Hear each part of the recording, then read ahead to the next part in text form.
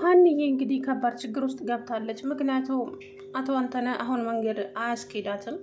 ነገር ግን ደግሞ ጆሮ አንገቱን ብሎ ይደፋዋል ብዬ አስባለሁኝ። አይለቀውም ማለት ነው። ምክንያቱም ጆሮ ከመንገድ ላይ ስለማይጠፋ አይለቀውም ብዬ አስባለሁ። ትላንትና እንግዲህ በምንም በማንም ብሎ ከሰላም ስልክ ውስጥ የሀናን ስልክ ወስዷል ማለት ነው። ምክንያቱም እሱ ሰላምን ፈልጎ ሳይሆን ሀናን ነው የሚፈልገው። ባለፈም ብለዋል ማለት ነው። አገሽኝም አላገሽኝም ሀናን ግን በቅርቡ የራሴ አደርጋታለሁ ወይዘሮ ሰላም እያለ ነበረ ማለት ነው። ሲያላግጥ ነበር እና ደግሞ እሱ ራሱ ነው ሰላምን ያስረገዛት የነበረው።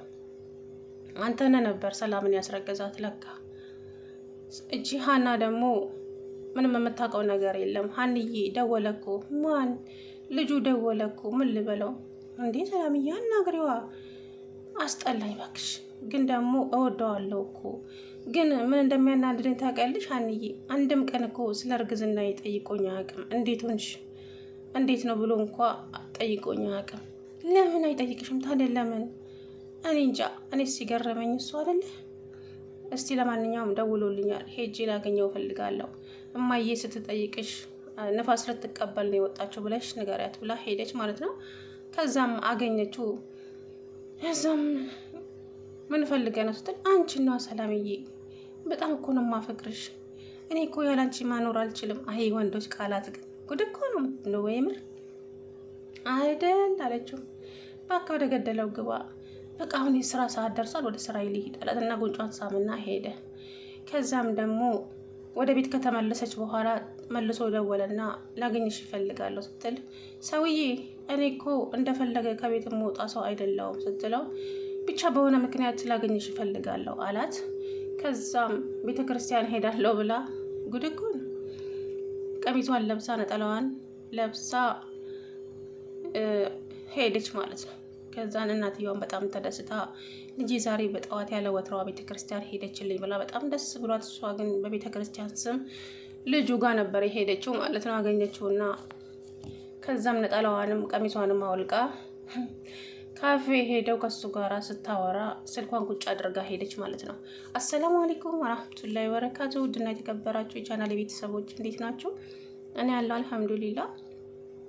እንግዲህ አንተነህ ሀናን ለማጥመድ የማያደርገው ነገር የለም። ሀንዬ ለራሷ የኔ ምስኪን የኔ አስተዋይ ማለት ነው ብዙ ሀሳብ አለባት፣ በጣም ብዙ ሀሳብ። እንኳን አይደለም ልታፈቅር ዝባዝንኪ፣ እንኳን አይደለም አንተን ይቅርና ማለት ነው ያንን ሀሮንን እንኳን 300 ሺህ ብር እሰጥሻለሁ ግን ከኔ ጋራ ካደርሽ ነው ብሎ አሻፈረኝ ብላ እምቢ ያለች ነች። በክብሯ አትደራደርም። እና ደግሞ ተራ ሴት መስላ ከታየች ተሳስተሃል ማለት ነው። ውርደት በቅርቡ ትዋረዳታለህ። ሜላት አንገትህን ብላ ምትደፍ ከእሷ ራቅ ብላ ደጋግመ ነገረዋለች በነገራችን ላይ። እና እንደምንም ብሎ እንግዲህ የሀኒን ስልክ ወስዷል ትናንትና ከሰላም ስልክ ውስጥ። ሲጀመር እሱ ሰላምን አፍቅሯት ሳይሆን ላግኝሽ የሚላት ስልኳን ለመቀበል ነበር፣ የዚችን ልጅ ማለት ነው የሀኒን ስልክ ለመቀበል ብቻ። እንደምንም ብሎ ስልኳን አገኘ።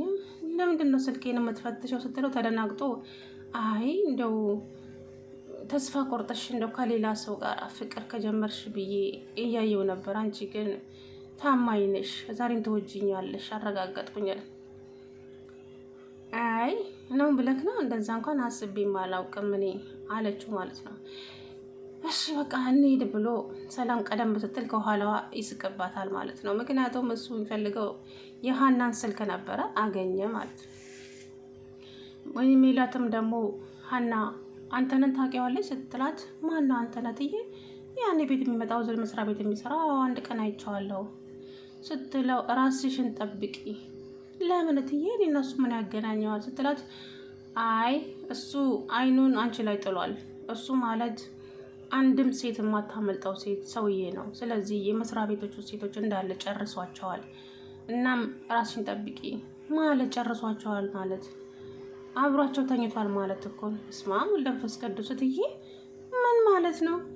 አዎ እና አንቺንም ደግሞ አይኑን አንቺ ላይ አሳርፎብሻል እና ራስን እኔንም ማየት ያገኘኛል ትዬ፣ የራሱ ጉዳይ ነው። እሺ ለማንኛውም እጠነቀቃለሁ አለቻት ማለት ነው። ከዛም እንግዲህ ሀኒዬም ወደ ስራ ሄደች። አባቷ ግን 2 ቀን ቪዲዮ ላይ አልታዩም፣ የሀኒ አባት ማለት ነው። ሕክምናውን አልጀመረም መሰለኝ። እንግዲህ ጆሮዬም ለሀና ራሱን መስዋዕት ለማድረግ ተነስቷል፣ ተዘጋጅቷል ማለት ነው። ምክንያቱም ሀናን ላለማጣት ብሎ ራሱ መስዋዕት አድርጎ ከእንጀራ አባቱ ጋር ፊት ለፊት ተጋፍጧል። እንጀራ አባቱ ደግሞ ሰውንም ፈጣሪንም የማይፈራ ዱርዬ ባለጌ ነው እና ጭራሽ መሳሪያ አወጣበት ትናንትና አለ። ያው ግንባሩን ብሎ ሊበትነው ሲል ልጅቷ መታ አዳነችው ማለት ነው። የዚህ የጆሮ እንጀራ አባቱ ልጅ ማለት ነው። እህቱ በሉት ያውነች ምን። እናም እንግዲህ የጆሮን እናትም አሰቃይቶ ነው የገደላት። እችንም የዚችንም ልጅ እንደዛው እና በጣም መጥፎ ሰውዬ ነው። ሰውም አይወደውም እሱም ሰው አይወድም አሉ። በጣም መጥፎ ሰው ነው በሰፈሩ ላይ ማለት ነው። እና ልጅቷ በተቻለ አቅም ከአባዬ ላይ እራቅ፣ አባዬ ጋር እንዳትቀርብ እባክህን፣ የሚስተካከለውን ነገር እኔ ያስተካከላለሁ፣ አባዬ በጣም መጥፎ ሰው ነው ይገልሃል አለችው። ልብ ካለው ያደርገዋል፣ ለምን አይገለኝም? እባክህን በቃ እኔን ስማኝ፣ እኔ ነኝ የማውቀው አባቴን አለችው ማለት ነው። እሺ ብለው ተለያዩ። እንግዲህ ሰላም እኔ እንጃ ብቻ ቶሎ ብላ ያም ይሄም ሳይለቅፋት እችን ማነች ሀናን እናትነቷ ሜላት መሆኗ በታወቀ በቃ የእውነቴን ነው የምላችሁ። ከዛ በኋላ ወለ አንተነ ወለ ምናምን አርፈው ይቀመጣሉ። ግን እች ልጅ ቶሎ እናቷ ሜላት እንደሆነች ማሳወቅ አለባችሁ ብዬ አስባለሁኝ። የምሬ ነው። ከዚህ በላይ መጎዳት የለባትም የኔ የዋ እንዴ። ተሰቃየች እኮ አባቷን ለማስታመን ብላ የማንም ልጋጋም እንዴ ተጫወተባት። የእውነት አሴር ግን ሲያሳዝነኝ፣ የእውነት አሴር በጣም ነው የሚያሳዝነኝ። ለምን እንደው አላውቅም። በቃ ነገረ ስራው የተወውን ሱስ ሁሉ ተመለሰ። ሲጃራ ያጨሳል፣ ከራሱ ጋር ያወራል። ምክንያቱም ለሀና አባት ሲል ነው ይሄ ሁሉ የራሱን ጎዳና ላይ ብርድና ፀሐይ የሚፈራረቅበት ሳያሳስበው የሀኒን አባት ለማዳን ብቻ እያደረገ ያለው የምር በጣም ነው የሚያሳዝነው። እንግዲህ ፈጣሪ ይርዳ ካሲርዬ።